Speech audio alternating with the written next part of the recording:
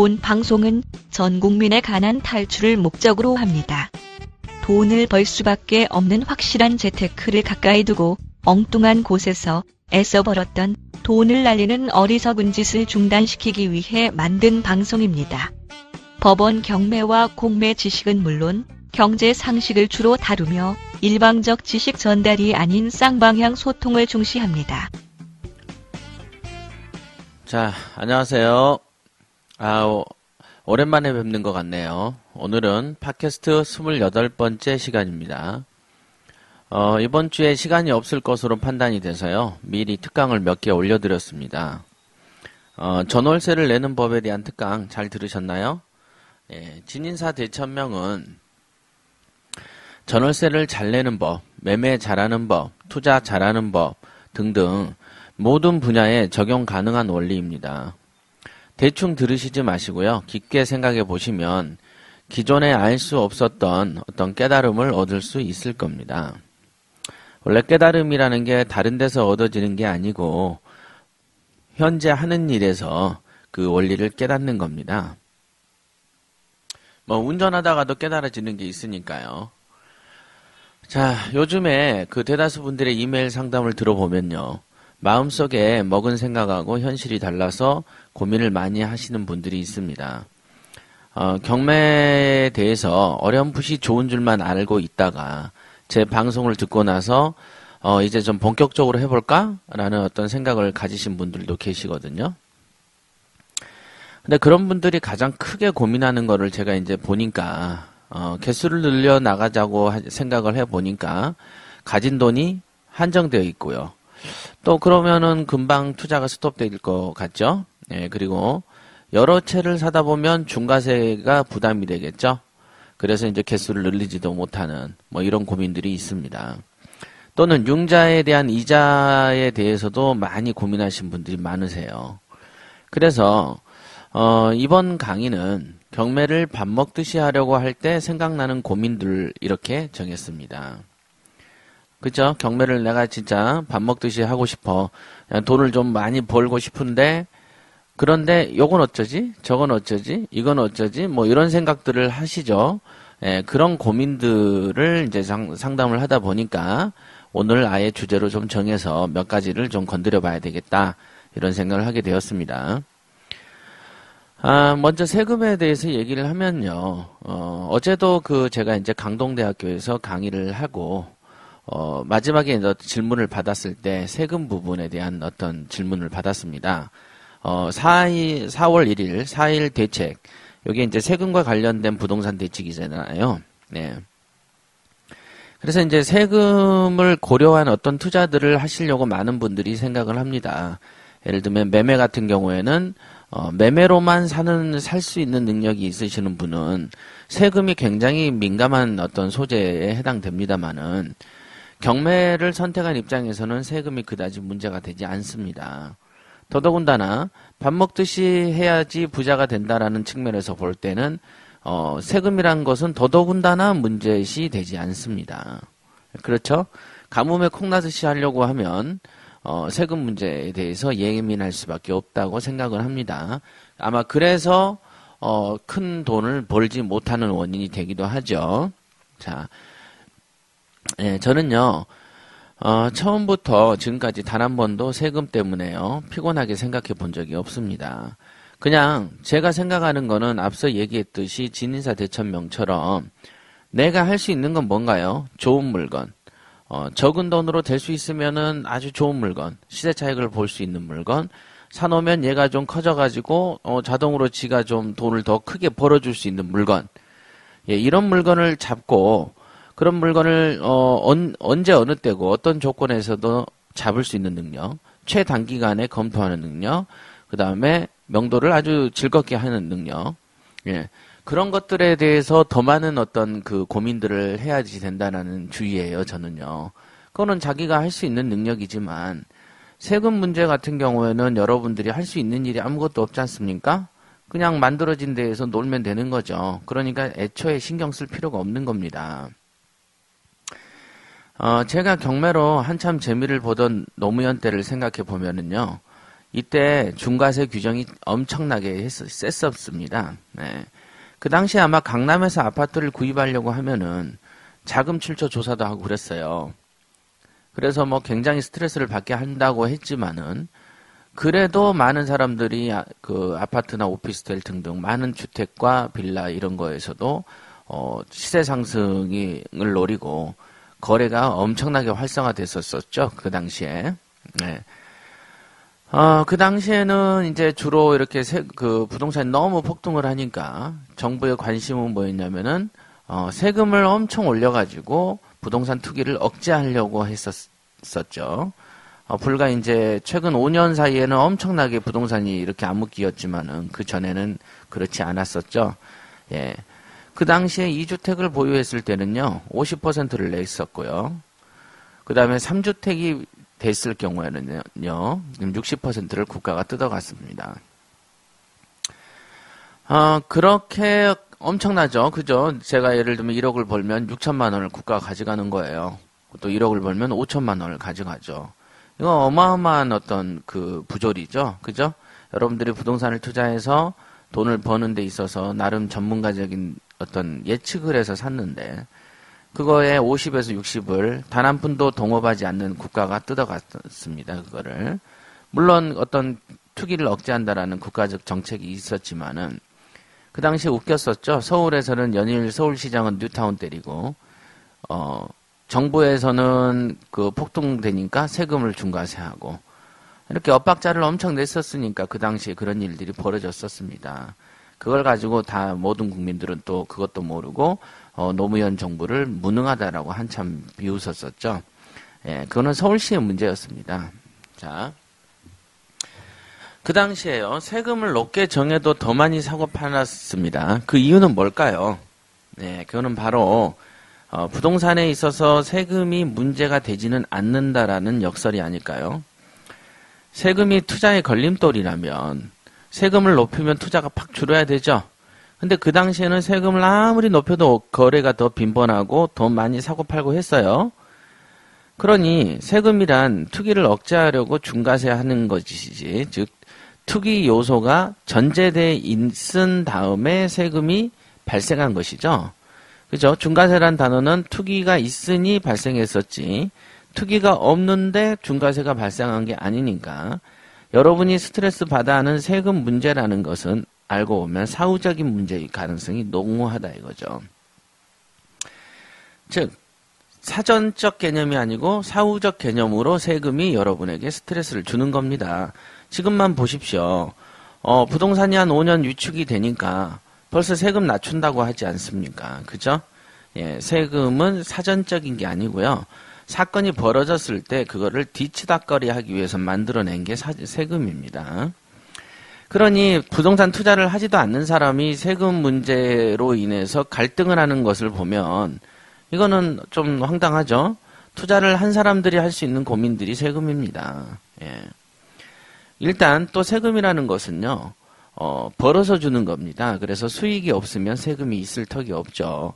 그러니 양도세라는 것에 있어서는 세율이 크다라고 이렇게 갈등을 하기 전에 내가 많이 번 만큼 내는 것이다 라고 생각을 하시면 여러분이 세금을 적게 내고 싶으시잖아요. 그러면은 별 재미없는 물건을 낙찰 받으시면 됩니다. 그런데 너무 능력이 좋아서 한 번에 뭐 2, 3억, 3, 4억씩 버는다고 생각을 해보시죠. 그럼 세금도 1억씩 내는 거예요. 예, 그런 겁니다. 그래서 세금으로 인해서 억울한 마음을 내실 필요는 없습니다. 그렇죠? 최근 4.1 대책으로 금년에 부동산을 살 경우에는 이제 취득세나 양도세를 몇 년간 면제해 준다는 거 했었습니다. 그러니까 사람들이 이제 투자 심리를 조금 건든 면이 있는데 그렇지만은 저는 어땠을까요? 저는 별 어떤 느낌도 없고요. 그래서 아마 이런 기사들이 나타나도요, 별 관심이 없다 보니까 유심히 들여다보지 않으면 제가 잘 모르는 경우가 있습니다. 왜냐면은 저는 돈이 생기면 늘 해왔었지 그때그때 변화를 기대해서 투자를 한 적이 없기 때문에 세금이란 거는 지금 바뀌었죠. 저는 또 금년에 또 살 겁니다. 그러면 금년에 바뀐 경우 세법에 의해서 저는 또 혜택을 보겠죠.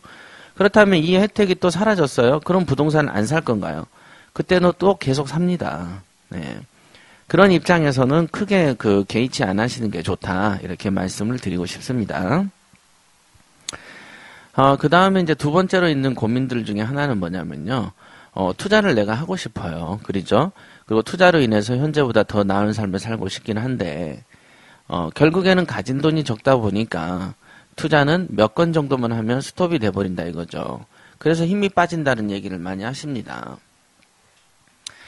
그러나 우리가 주식이나 펀드나 또는 토지를 구입할 때는 이런 고민 잘 안 하시잖아요. 그죠? 토지를 구입하시면서 야 이거 한 건 사버리면 그만이니까 앞으로 어떻게 하지? 이런 생각 안 하시잖아요. 그런데 경매로 이렇게 돈을 벌겠다는 분들은요. 반드시 이런 고민을 하십니다. 어떻게 하면 이걸 빨리 채워가지고 또 하지 이런 생각을 하시죠. 네. 그래서 신기하다는 겁니다. 왜냐하면 경매를 선택을 하면 사람들의 심리는 이거 싼 거 아니야, 싼 시장 맞잖아. 그러니까 왠지 대박을 쳐야 된다라는 어떤 강박관념에 좀 시달리는 그런 게 좀 있습니다. 그리고 아예 몰랐을 때는 너무도 평안하게 잘 사셨던 분들이 경매를 어제부터 알기 시작하면은 당장 인생을 바꿔줬으면 하는 기대 심리가 작동하죠.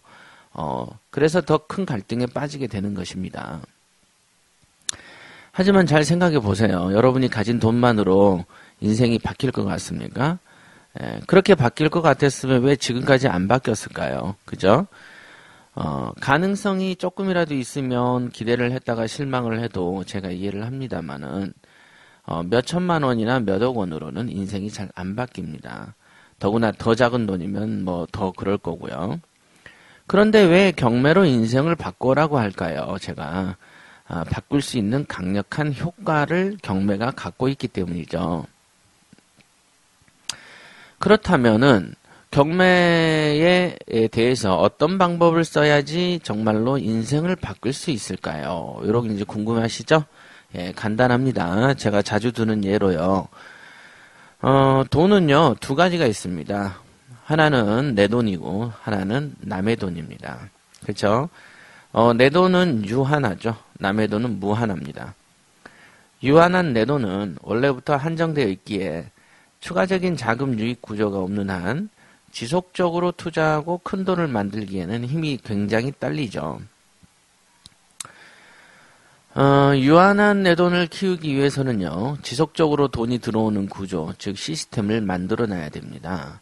제가 앞서 다른 팟캐스트에서 말씀드렸듯이, 저는 경매 교육, 경매 컨설팅, 경매 투자에 세 가지 수입원이 있습니다. 더 많은 수입원을 확보하려고 지금도 노력하고 있고요. 이런 수입원을 둬야만 물이 고이듯이 돈이 고이지 않겠어요? 그러면 그 돈이 고이면 또 이 돈으로 의량 물건을 또 사는 것이죠.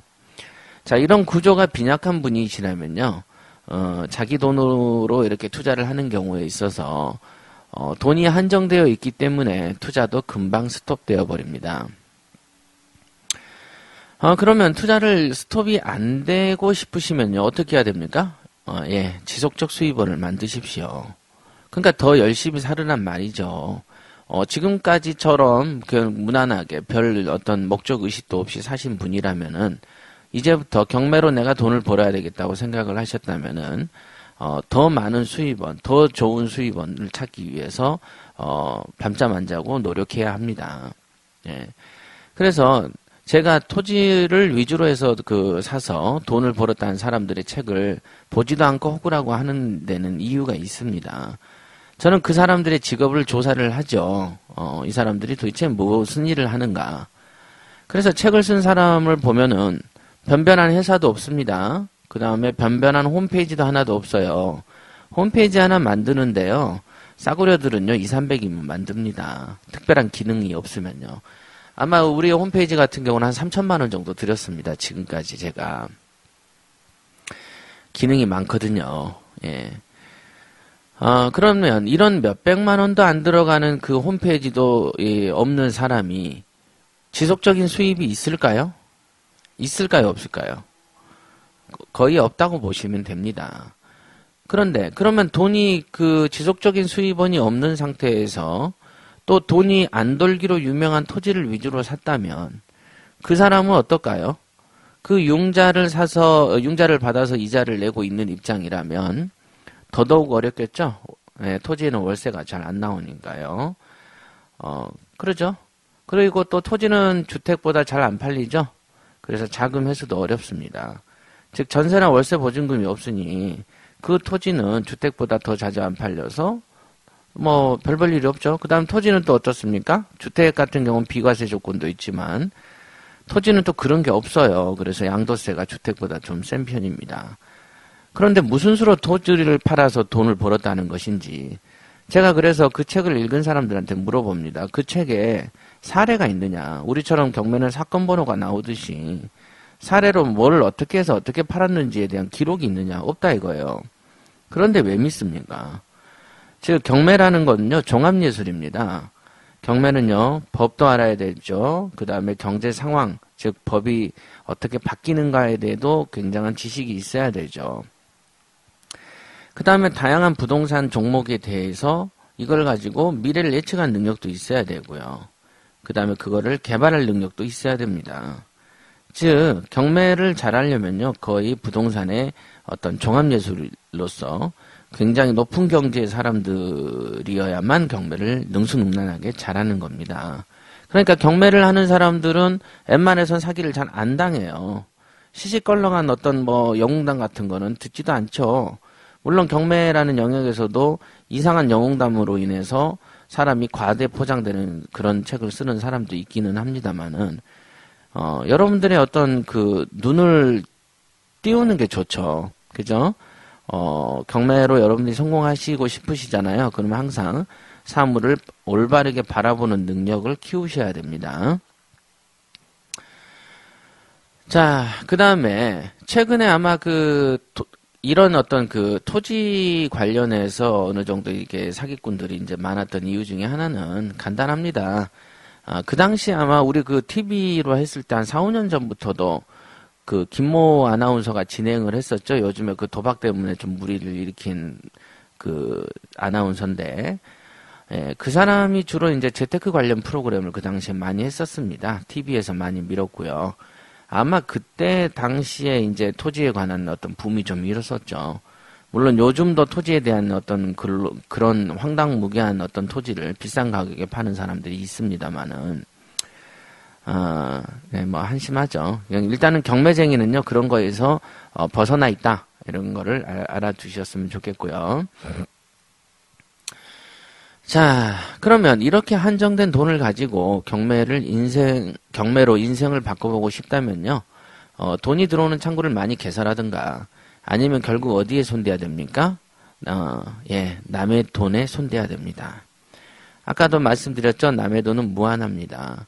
그럼 남의 돈을 어떻게 손댑니까? 훔치거나 사기칠까요? 그거 아니겠죠? 예, 컨설팅을 해서 돈을 벌으란 얘기입니다. 그럼 이런 생각을 하는 분들이 있을 거예요. 아이고, 나는 이제 걸음만데 내 것도 잘못하고 어기적거리는데 어떻게 남의 거를 하란 말이지? 뭐 이런 생각을 하시는 분도 계시죠. 예, 맞습니다. 경매를 지속적으로 하고 싶으시다면은 이 방법 말고는 없습니다. 컨설팅할 능력하고 시간이 없다면요, 그냥 여러분의 한정된 자원으로 벌어놓은 투자에 만족을 하시고 열심히 돈을 버는 쪽으로 집중을 하시면 되는 것이죠. 내가 이거를 몇 건 하면 말아버리고 투자가 그쳐버릴 것 같은데 어쩌죠? 이런 노파심 같은 거 할 생각을 할 시간에 그냥 현재의 직업 쪽에서 더 열심히 하셔서 돈을 더 많이 모으십시오. 모아서 또 하면 되지 않겠습니까? 예, 그래서 이렇게 제가 말씀드리는 겁니다. 여러 건을 하고 싶으세요? 그러면은 아까 말씀드린 것처럼 무한한 남의 돈에 손댈 수 있는 어떤 기능을 익히는 법. 그런데 그런 기능을 익히기에 어떤 능력이 모자라거나 어떤 그 시간이 없으신 분들은 본연의 잡에서 돈이 모일 때까지 더 열심히 일을 하시고 새로운 파이프라인을 개척하는 데 있어서 노력을 하셔서 나중에 돈이 더 모이면 또 한 건 하면 된다는 얘기를 하고 있는 겁니다. 자, 그 다음 고민 이제 바로 융자죠. 우리가 경매 투자를 하시는 분들 중에는요, 융자 이자로 스트레스를 많이 받습니다. 저는요, 노무현 정권 당시에는요, 융자 이자를 8에서 10% 정도를 썼습니다. 당시 저는 이제 법인으로 이렇게 사업을 했기 때문에 개인보다는 훨씬 높았습니다. 실제로 이제 개인들이 이렇게 투자를 할 때 융자 이자에 굉장히 민감하시죠. 물론 이제 저도 나름대로 싼 이자를 찾으려고 엄청나게 노력을 합니다만은, 저는 매매 법인을 갖고 있기 때문에 법인에게는 이제 부동산에 관련해서는 대출을 잘 안 해주려는 경향성들이 있습니다. 물론 당시에는 더 셌죠.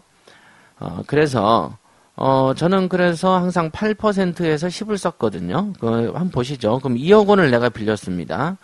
8%면요, 연간 1,600만 원을 이자로 주는 겁니다. 한 달에 한 140, 50씩 주는 것이죠. 그 다음에, 10%면 연간 2,000 아니겠습니까? 2,000이면요, 1,600하고 2,000 차이면 얼마입니까? 400만 원 차이죠? 예, 월 한 30만 원 정도, 더 주면 됩니다. 그래서 저는 2억 원을 빌려서 큰 돈을 벌 수 있다라고 봤을 때, 8%나 10%나 다 거기인 입장을 취했습니다. 예, 큰 돈이 아니죠, 저거는요. 400만 원 더 주고, 융자를 빌려서 투자를 할 수만 있다면은, 괜찮다라고 판단을 했었습니다. 그러나 지금 이제 개인 투자자이신 여러분의 입장에서는, 야, 어떻게 이자를 8에서 10을 주냐, 이런 생각을 하실 수도 있다고 생각이 됩니다. 그러나 여러분들이 어떤 물건, 제가 샀던 물건을 딱 들어보면, 아이고, 10이 아니라 사채 이자라도 빌려서라도 투자를 하고 싶습니다, 라고 생각을 하시겠죠. 어찌됐든 이 융자 이자는요, 어느 정도 대세가 있고, 나만 비싸게 빌려주고 다른 사람은 약하게 빌려주는 그런 성질의 것이 아니잖아요. 예, 그래서 여러분이 투자를 할 당시에 있었던 융자에 대한 어떤 규모는, 이자에 대한 규모를요, 그냥 인정하시면 되는 겁니다. 예. 상담을 해보거나 투자를 해 나가시는 분들의 성향을 보면은요, 이자에 너무 민감한 분들이 많이 계세요. 싼 이자를 찾는 것도 중요하지만요, 너무 민감하다 보면요, 더 중요한 포인트를 놓치는 분들이 많습니다. 싼 이자를 찾는데 몰입하는 유형들은요, 꼭 명도를 하거나 기타 수리비가 들어갈 때 돈을 될 수 있으면 적게 드리려고 엄청난 스트레스를 받는 경향들이 있습니다. 그로 인해서 경매를 자주 안 하게도 되더군요. 네, 그렇습니다. 그래서 융자 이자에 대해서 가져야 될 어떤 마음가짐은 뭐냐면요, 열심히 싼 것을 찾으세요. 하지만 적당한 감정 조절이 중요하고요. 더 큰 밥인 순조로운 경매, 절차, 그 다음에 우량 물건, 낙찰에 더 많은 신경을 쓰는 것이 좋습니다. 이 점 명심하십시오. 자, 마지막 고민은요. 자, 개인으로 살까, 사업자로 살까입니다. 자, 이 고민을 해결하려면 우선 국가의 정책을 잘 살펴볼 필요가 있습니다. 국가는 개인을 사업자보다는 더 높은 과세를 매깁니다. 전기세도 그렇고 수도세도 그렇죠. 왜 그렇다고 생각을 하십니까? 예, 개인은 세원을 감출 수도 있지만요, 사업자는 스스로 드러내놓고 하기 때문에 더 많은 혜택을 주는 것이죠. 사업자가 잘 되면 고용 증진도 있고 국가 재정에 도움도 됩니다. 국가 경쟁력도 높아질 수 있기에 우선적으로 사업자를 우대하는 겁니다. 물론 큰 의미에서는 그렇다는 거고요. 국가가 이런 시각을 가지고 있기에 우리 투자자는 어떻게 해야 할까요? 예. 개수를 늘리려면은 개인보다는 사업자가 훨씬 유리하겠죠. 그럼 개수를 늘리겠다고 마음만 먹은 상태에서도 사업자를 만들어야 될까요? 어떠세요? 예. 저의 경우에는 이미 여러 개의 개수가 있는 다음에요, 좋은 투자를 만들었습니다. 왜냐하면 앞으로 더 큰 일이 벌어질 것이라는 것을 직감적으로 인지를 했고요. 내가 이제 사업적으로 내가 이 부동산을 사서 돈을 벌어 간다라고 봤을 때는 거기에 걸맞는 도구가 필요하다라고 생각을 했었습니다. 그래서 바로 매매 법인을 만들었던 거죠. 저는 당시에는요, 지금도 그렇지만 눈 뜨고 잘 때까지 경매만 하는 사람이죠. 하지만 여러분들 같은 경우에는요, 다른 잡을 갖고 있기 때문에 경매만 하지는 않잖아요. 그죠? 만약에 큰 돈을 가지고 동시에 여러 채를 사려고 마음 먹는 것이 아니라면요, 우선은 엄청 급하게 사업자를 내라고 추천하지는 않습니다. 왜냐하면요, 사업자란 말 그대로 사업하는 사람이죠. 그러니까 경영에 대한 이해, 경매 투자에 대한 비전 등을 잘 알고 멀리 내다보고 잡다한 문제들을 해결할 능력이 있는 사람이어야 한다는 겁니다. 왜냐하면 사업가라는 것은 비즈니스맨이죠. 예. 그러니 처음부터 그런 자질이 없어 보이는 사람이 저에게 예를 들면 뭐 경매로 여러 채를 사고 싶은데 사업자를 낼까요? 개인으로 살까요? 이렇게 물어보면 그런 자질이 약간 모자란다. 즉 경영 마인드가 별로 없다. 조금 이거 그 사업자라는 거를 가지고 운영해라라고 말을 하면은 쉽게 넘어져 버릴 것 같은 사람이 물어보면 예, 천천히 만드시죠. 이렇게 얘기를 합니다. 하지만 이 사람이 열정도 있고 돈도 규모도 있고 정말로 열심히 할 것 같다라는 판단이 들 경우에는요. 예, 지금 당장 만드십시오. 이렇게 제가 조언을 합니다. 예. 어찌됐든 누구나 할 것 없이 오래 멀리 크게 보고 갈 거라고 생각을 여러분들이 하시면 사업자를 꼭 내십시오. 자, 중국말에요. 필유지로라는 말이 있습니다. 반드시 말미암을 유자에다가 갈지자에 그 길로자죠. 예, 모택동이 했다고 합니다. 반드시 가야만 할 길이란 뜻이죠. 필유지로 이렇게. 예, 경매로 부자가 되기 위해서는요, 마땅히 가야 할 길이 있습니다. 분명히 앞서 말했던 뭐 세금 문제, 어떤 융자에 대한 이자의 등락의 문제, 그 다음에 그 물건을 살고 싶은데 개수의 문제, 개인으로 할 건지 사업자로 할 건지에 관한 문제, 이런 갈등들이 있는 상황에서 필요지로 부자가 되기 위해서 반드시 가야 할 길은요, 정해져 있겠죠. 네. 융자 이자에 쉽게 흔들리지 마라. 또 개인보다는 사업자를 내세요. 그죠? 세금에 신경 쓰지 마세요. 이런 게 필요지로 아니겠습니까? 망설일 필요 없이요. 머뭇거리지 시간도 없이 지금 제가 말씀드린 대로 그 마음을 가지려고 노력을 하십시오. 자, 오늘은 여기까지 하겠고요. 자, 공지를 하나 하겠습니다. 현재 저는 팟캐스트를 하고 있습니다. 그죠? 다음 달부터는요, 에브리온 TV라는 앱을 통해서 방송도 할 계획이 있습니다. 에브리온 TV는요, 그냥 그 여러분의 그 스마트폰에서 앱스토어나 그 여러분의 플레이스토어 있죠? 갤럭시 계열에서는 플레이스토어를 하면 됩니다. 그래서 에브리온 TV 한글로 쓰시면 됩니다. 에브리온 TV. 예, 에브리온은 영어 아시죠? 에브리온 TV. 이거를 치시면요, 이게 뭡니까? 판도라 TV하고 현대 HCN이 합작해서 만든 어떤 그 새로운 TV입니다. 예, 대한공경매사협회에서는요, 과거에 앱을 하나 만들었어요. 앱은 법원경매 입문원이라는 앱이죠. 자, 이걸 만들려고요. 제가 한 10개월 전부터 직원을 학원에 보냈고요. 그 기술을 배우게 했습니다. 당시 엄청나게 스트레스를 받으면서 만들었습니다. 거기 디자인도 제가 했고요. 그 다음에 프로그램에 관해서 버벅거릴 때 그 해결책을 찾아가느라고 제가 굉장히 힘들었었죠. 원래는요, 앱에다가 저희 홈페이지에서 경매 강의를 유료 결제한 사람들에게 핸드폰으로 바로 그 동영상을 볼 수 있게끔 하려고 그 기능을 추가하려고 엄청나게 애를 썼습니다만은 뭐 강남, 신촌, 종로, 즉 서울에서 알만한 경매 컴퓨터 학원의 강사들을 다 물어봐도요, 이 기술을 아는 사람이 없습니다. 심지어는 엄청나게 잘 아는 것처럼 하는 사람에게 전화로 약속하고 이걸 갖다 만나러 가면 만나서 대충 듣고서는 다음 달부터 피합니다. 네. 그게 그렇게 어려운 기술인가 나는 저는 모르겠네요. 참 그렇죠. 그래도 그런 사람들을 가르치면서 삽니다. 그래서 그게 상당히 항상 아쉬웠었습니다. 여러분에게 스마트폰에서 내 그 영상, 경매를 공부할 수 있게 하면 어떨까라는 생각들을 늘 했었거든요. 그래서 이번에 에브리온 TV라는 매체를 찾게 되었습니다. 여기 이 에브리온 TV는요, 스마트폰 있죠? 그거 하거나 또는 PC, 컴퓨터에서도요, 회원 가입 없이 바로 시청이 가능합니다. 이 에브리온 TV에서요, 저희는 채널이 55번입니다. 그리고 이제 우리는 협회 TV로 결정하고 계약도 했고요. 앞으로 이곳에서 아마 앱으로 해결하지 못했던 영상으로 공부할 수 있는 시간을 갖게 될 겁니다. 제가 과거에서부터 했던 영상들을 무한 반복시켜 드리겠습니다. 그리고 이제 좋은 어떤 그 영상들도 제가 이렇게 준비를 할 계획이고요. 여러분들이 지금은요, 당장 하실 건 뭐냐면, 에브리온 TV를 스마트폰에 까시거나 PC에 까십시오.